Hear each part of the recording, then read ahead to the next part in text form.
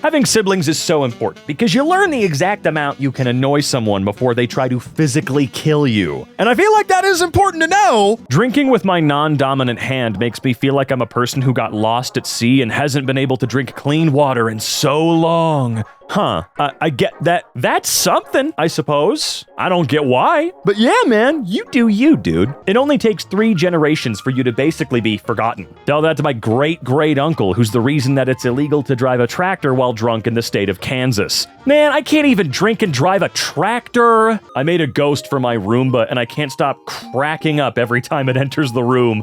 Okay, now I want a Roomba just for this, but we have a carpeted house, and they don't work very well in that, especially when it's shaggy. So damn it, how dare you make me wish I could do this? Bye, women be juggling 5 men but throwing up trying to ask a girl how her day was. My friend is a real-life man-eater, but asked me if she should send hi or hey. So she understands. You guys are scary. You guys are scary. Husband got a bad habit of shoplifting avocados whenever he goes to any store like Safeway, Walmart, etc. He just puts 1 avocado in his pocket. The max he'll do is 1 per store. And when back home, he keeps smiling, looking at the avocado for 5 to 10 minutes. How to fix this? Any ideas? Well, look, as long as it stays with avocado, I'm pretty sure it's gonna be all right. Don't worry. If he starts graduating to 2, 3, or dare I say canned goods of any kind, ooh, you might want to talk to him about it. I mean, you should talk to him about it anyway. If this is actually happening, find out why. Is it just a way that he gets back at these shitty corporations for profiting off of things that are necessary for human survival? Not just avocados, I'm talking about food in general. Safeway is a billion-dollar corporation that makes its money by withholding food from us in exchange for money. You know what I mean? That's exactly what this is all about, I'm sure. I'm sure he's just sticking it to the man, right? What do you guys think? Let me know in the comments below. They should build a separate grocery store for people who have actually purchased food before, know how to push a cart, and possess at least an ounce of spatial awareness. That wouldn't be for me. I mean, I have, purchased food. I do know how to push a cart, but my spatial awareness is lackluster.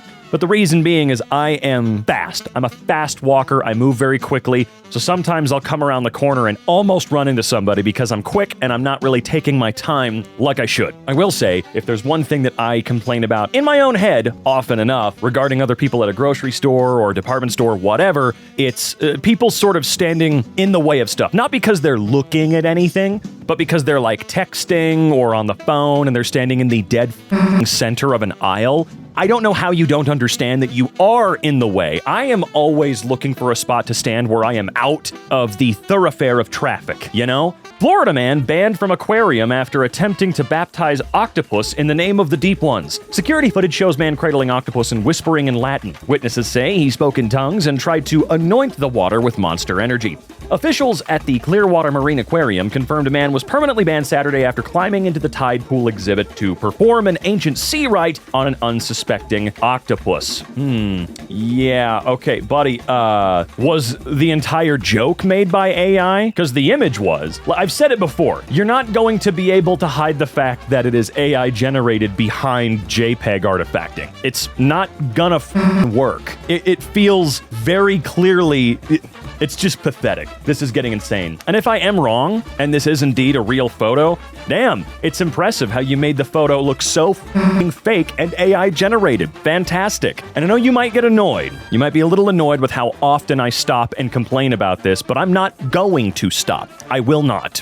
Every single time one of these AI-generated images comes my way, I'm gonna stop and go, hey, this is stupid. If you do this, you're a loser. Simple as that. Gen Z will never understand growing up with parents who basically poured a gallon of milk into your body with a funnel every day because Big Milk told them that if we didn't drink enough, our bones would go soft and we'd turn into pudding people and get kidnapped at the mall. I will say, the Got Milk campaign sure was a genius, genuine genius on their part. Because milk, it's good for you. Sure, yeah, there's plenty of stuff in there that is absolutely beneficial for you, for sure.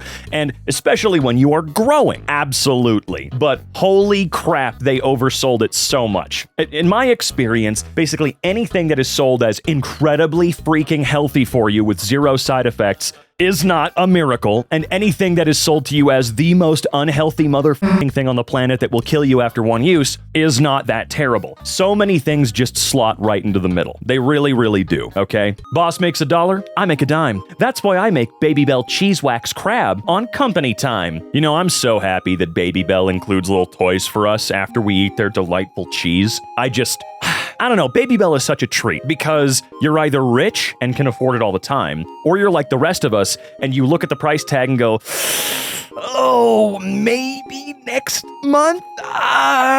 Dude, they're expensive. That's my point. In the 2000s, my university charged like $300 for summer storage. But you could buy surplus FIM-29 Stinger launcher cases for $200. So I put my clothes and books in one, sunk it in the river by my dorm, and retrieved it fall semester. They're hard to find now, and I regret selling it. Didn't realize those things were watertight and probably airtight too. What an insane way to save $100. Because that's, at the end of the day, that is what you saved. You saved $100, but you had to go through the extra effort and labor of sinking this thing in a river by your dorm, making sure you didn't forget that you put that there or anything like that, and then retrieving it, which adds all kinds of stressors in my opinion, like did it get washed away? Where the hell could it be? I hope no one saw it in the water and stole it or anything like that, all to save $100. And don't get me wrong, I know $100 is a lot of money. It's $100, man. It's always been a ton. It's always gonna be a ton for the vast majority of us. But in my opinion, I'd rather just spend the extra $100, feel a little bit more secure, and not float a bunch of my shit, or not sink a bunch of my shit to the bottom of a river nearby to save that money. You know, it just feels weird. I don't know. Looks like diminishing returns IMO. Due to the very hot temperature here in Louisiana, we will not be accepting any cash you pull from your boob or sock. Thank you. I don't know why anybody ever thought it was acceptable to do that in the first place, dude. That's gross. There are approximately 1 million words in the English language, but I could never string enough words together to properly express how much want to hit you with a chair. Alexander Hamilton to Thomas Jefferson. We couldn't just get the... I know it's a nitpick thing, but we couldn't just get the I in there. You had to crop it down even more for no reason. Also, why does this look like it was displayed on a giant jumbotron for a huge room full of people? Was this some kind of crazy presentation at Madison Square Garden? The 5 types of Christmas songs. Look, snow. I want shit. Santa's horny. Let's all get schnackered. The birth of Christ has ushered in a new age, and no man shall taste eternal death. And that needs to change, okay? There might be a group out there looking to change things in the world of Christmas music. As a matter of fact, on October 4th, they plan to change things for Halloween music forevermore. So keep an eye out. You might be surprised. Medicare for All would abolish private insurance. There's no precedent in American history. Oh no! My beloved private insurance, which increases 10 to 20% every year, costs more than my mortgage did and doesn't cover anything until I've paid $13,000 first. Man, whoever tries to make the argument that because there's no precedent, we should absolutely keep private insurance companies around. Look, the only thing I can think of when I'm trying to think of like cons of getting rid of private insurance corporations, it's hundreds of thousands of people, potentially, I don't know how many people are actually employed, that would lose a job, or at the very least have to be transitioned into something else, like the government's version of that, right? Because we're gonna need all kinds of motherfuckers out there continuing to do the work they did before, just, I don't know, maybe for slightly more pay. I know that it would be this insane shift and it would take years, probably decades, to fully move over to it for 400 million residents and, 100 to 150,000 workers who now don't have a private insurance company to work for. But private insurance, screw corporations. They can burn in hell. They're not people. They steal from us. They take our livelihood. They make our lives worse. They don't pay people appropriately. How much you want to bet someone that's working a regular-ass entry-level job at Blue Cross Blue Shield doesn't have included health insurance from the company they work for?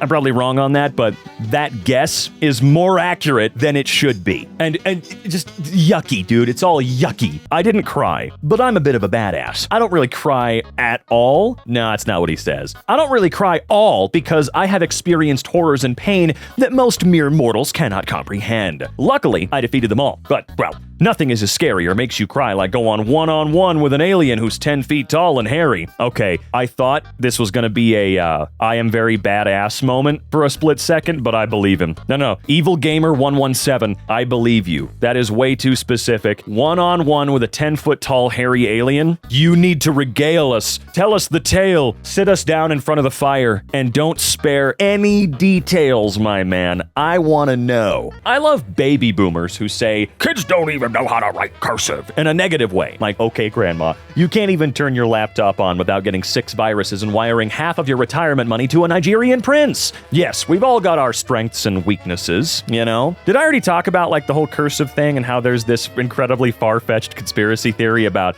the reason they don't teach us cursive anymore is so we can't read as many historical documents as we would be able to normally?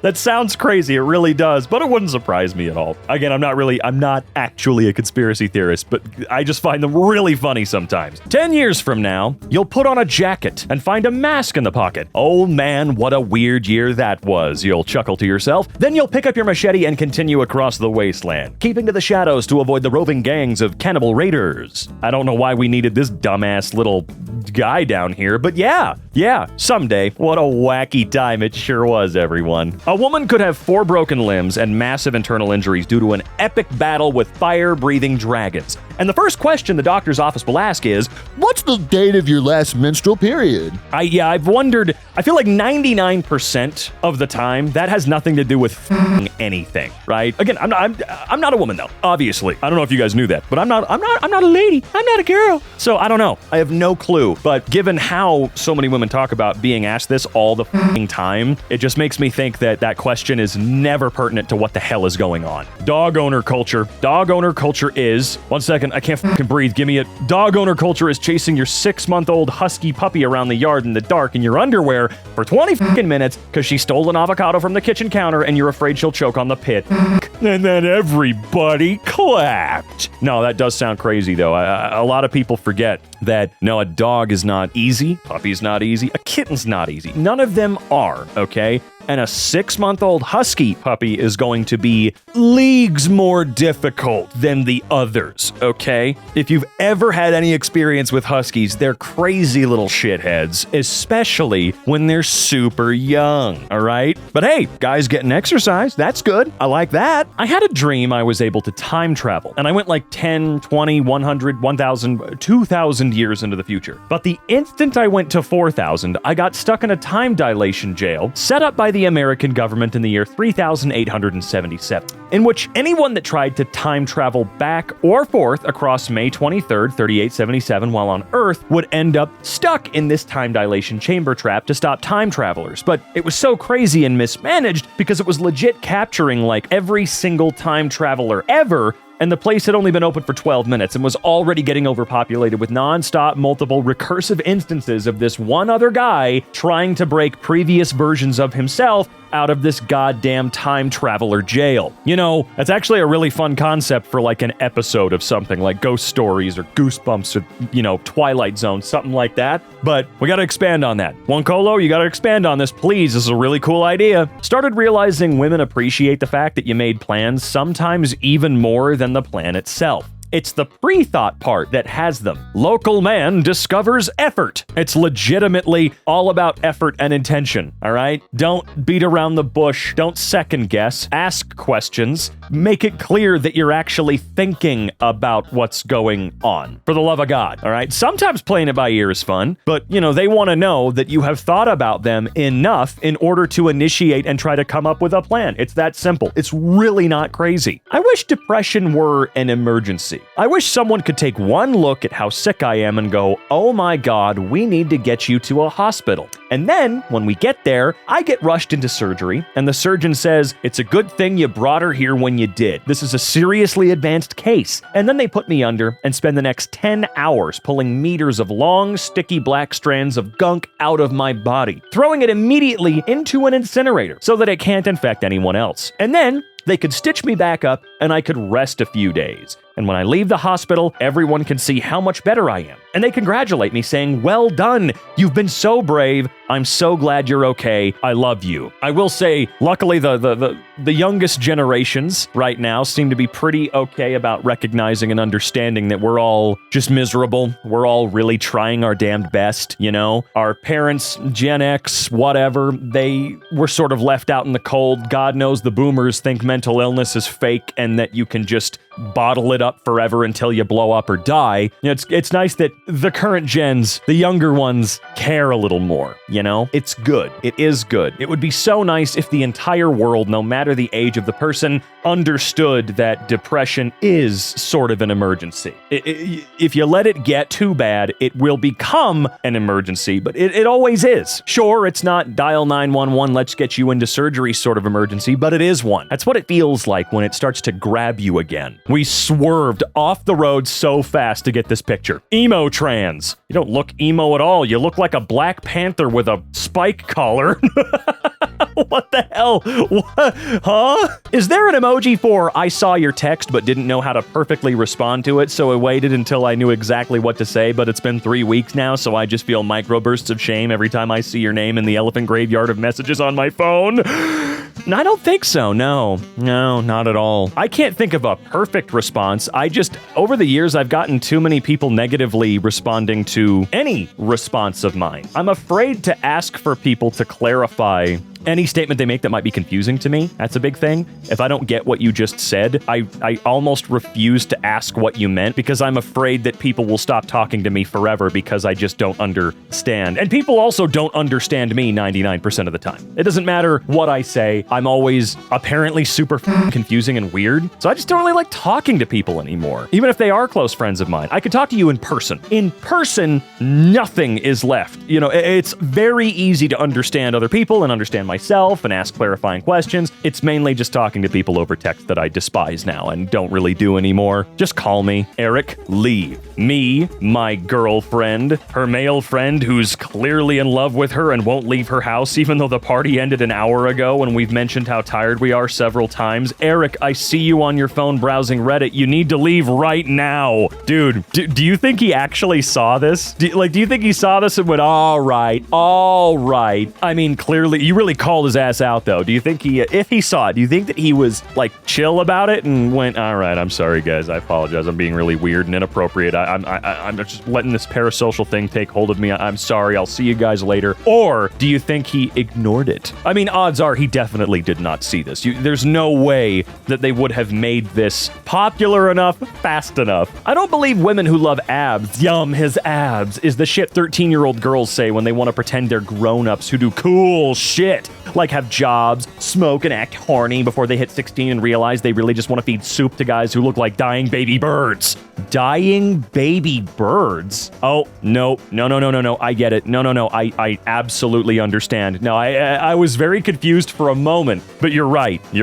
I see the guy clearly I see two guys in my head that fit exactly what you said, and these dudes seem to pull no matter what, and the two guys that I immediately thought of once I got it were Pete Davidson and Machine Gun Kelly. You guys know, right? You get it, right? You know, you're with me, right? They're not ugly dudes, but, you know, dying baby birds. They're scrawny guys, which I guess at that point, they probably have abs too, because they're skinnier dudes. But see, please tell me you get it, right? There's always a white guy who really fucks with keeping the fire going, and I respect that. It seems like there are so many things that are just, yeah, the white dudes love doing that. I'm sorry, I thought playing with fire was a human experience, not just the white guy experience. That's a unga bunga from the ground up. We love keeping that fire going, okay? We all do, don't lie, all right? My baby learned to crawl yesterday, and the very first thing he did was beeline to an outlet and try to put his mouth on it. How has the human race survived this long? Eli, it's because y'all are there. Trust me. Believe me. Without parents of any kind, we would not have made it, okay? If we were more like some animals and just fart those fuckers out and run, we wouldn't be here, that's for sure, okay? Kids these days are so spoiled. When I was their age, I didn't have an AI girlfriend. I had a Victorian ghost with long black hair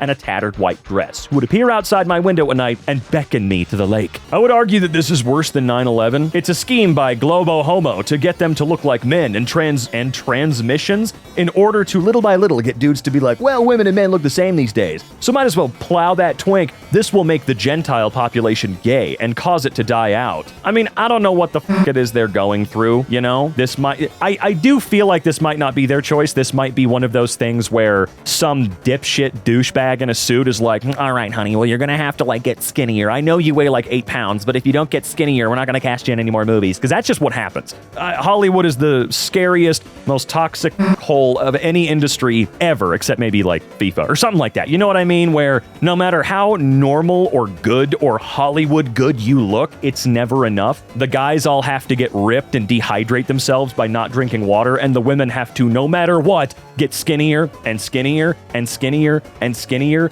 until they're almost dead. And in this case, it's probably just a specific type of fat removal in the face, right? To give them Timothy Chalamet face. You know what I'm talking about with that. It's despicable, it's disgusting, but if they made the choice to do this on their own because they like the look, what do I give a shit for? I just know that when you're working in Hollywood, I say I know like I work in Hollywood, I just feel in my heart of hearts that there is some group of motherfuckers in Hollywood at the top of every single studio that's like, she's not hot enough. Make her hotter, okay? Please. She needs to be better. We need to sell more sex. If you have lights, thank my grandson. Thank you, grandson, for my lights. I spent $6,000 and over 40 hours building my 100% movie-accurate Groot costume, and yet all the idiots in my office can't stop emailing about Shannon's dumbass toddler's bullshit baby Groot costume that honestly looks like a turd in a marshmallow. Yours is impressive and amazing. It really is. It's just you can't beat Adorable Widow Baby. You can't do that. Like, shit, I just entered a competition myself with a video that I thought was pretty creative and cool. I felt confident about it. And I already made the joke.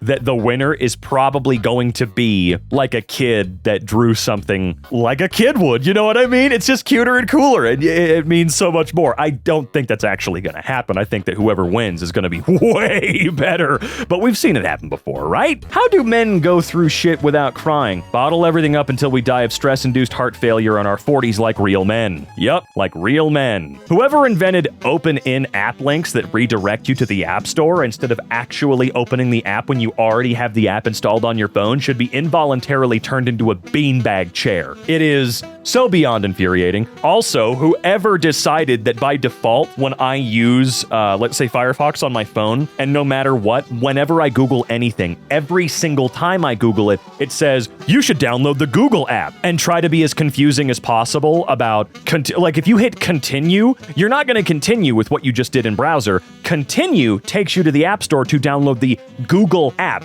Infuriating. Don't know why that's a thing. Google, I am not installing an application to use your website that's already fine on mobile. You're stupid as hell if you think I'm gonna do that. Call off the sale, Jeff. If your name is Jeff and you own a plumbing company in New Orleans, your wife is filing for divorce after the sale of your plumbing company goes through. Per the lady on the phone with her lawyer standing behind me in the grocery store. I got you, Jeff. My brother won creative writing with this poem in his school. I like the kiwi fruit. Give me the kiwi fruit. Which is the best fruit? It is the kiwi fruit. I want the kiwi fruit. I eat the kiwi fruit. Tasty fruit, kiwi fruit, yummy fruit, kiwi fruit. I like the kiwi fruit. I like Star Wars.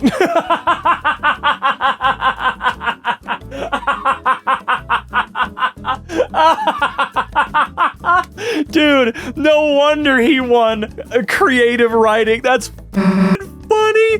Oh my god. Why is it that? Why is it that makes me laugh really hard? Like, who am I to judge a poem at all? But I gotta say, it was pretty boring and crappy right up until I like Star Wars. Like, you just had to fit that in there, you piece of crap. The funniest thing about Lord of the Rings is Aragorn constantly overstepping the elves' personal boundaries. They come from a race where touching your heart is one of the highest signs of affection, and he's over there pulling them into bear hugs and slapping shoulders like a brawny middle-aged dad. And when you notice and you pay attention, they don't seem to mind too much. Like in this particular instance, this moment right here when Haldir shows up with the Lorien soldiers, whatever, you can tell he hugs him back, man. He hugs him back, and that's why it was so motherfucking sad that he didn't make it through that battle, but he showed up anyway. One of my favorite actual scenes in the entire trilogy is Haldir showing up to help out at Helm's Deep, man. Absolutely. See, I love Star Wars, but Lord of the Rings is everything to me, okay? I don't have Colbert knowledge at all, for sure, but I've always been a Lord of the Rings boy versus everyone else being a Star Wars boy, essentially, you know? I am on that side of the same coin. Prepping my macros. This is the shit that they gave a lizard at the zoo on its birthday. Wow, that is pathetic. Just once, I want the opportunity to dramatically swipe everything off of a table to make room for a giant map that I'll use to explain the plan. I will admit, I do enjoy seeing even the most cornflake vanilla Starbucks white girl I know from high school suddenly being like, OMG, the cops! Like, do you realize how badly you have to screw up to get Molly the horse girl Googling Molotov cocktails? I always feel great when the pumpkin spice girls join the fight, you know? The white woman's Instagram ladies of the world have way more power than they like to think that they do. I mean, okay, never mind. They're a very specific club, right?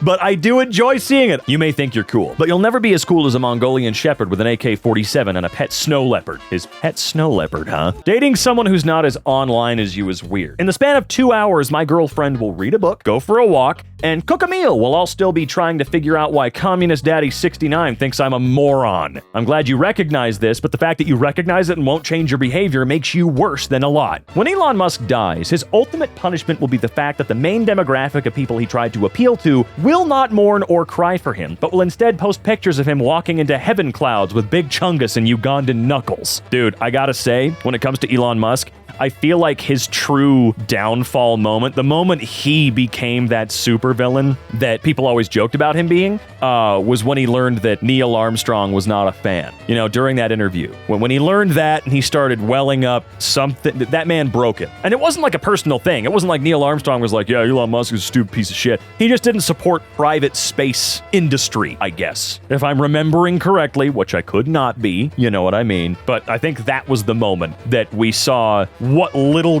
good that was still there just disappear. He was heartbroken. Millennial culture is spending what little money you have on nerd shit that makes you happy as the world falls apart around you. Exactly. Actually, today, I bought another VHS tape. I have a working VHS-C camera now I'm really excited about, and a piece of Sony DVD recording equipment that I've been trying to find for years that's hundreds of dollars on eBay, but I found at a local art thrift store for $20 in perfect new condition. I'm happy! An adventuring party that forms in the women's bathroom of the tavern because someone is crying and random drunk girls at a bar will do anything for you. I would listen to that D&D podcast any day. Do you ever eat popcorn out of the palm of your own hand with such ardent desperation that you feel like both a wild horse and the gentle schoolgirl feeding it treats to gain its affection? This is probably stupid, but I remember thinking it was so cool that Meg from Hercules was a Disney princess who got an ex-boyfriend. Like every other princess emerged from some kind of primordial soup of purity before meeting her prince, and Meg was like, my ex is an asshole. Remember when you used to go over to your friend's house and you go down to the computer room to the dad's old shitty desktop computer and sit on the giant black leather computer chair, and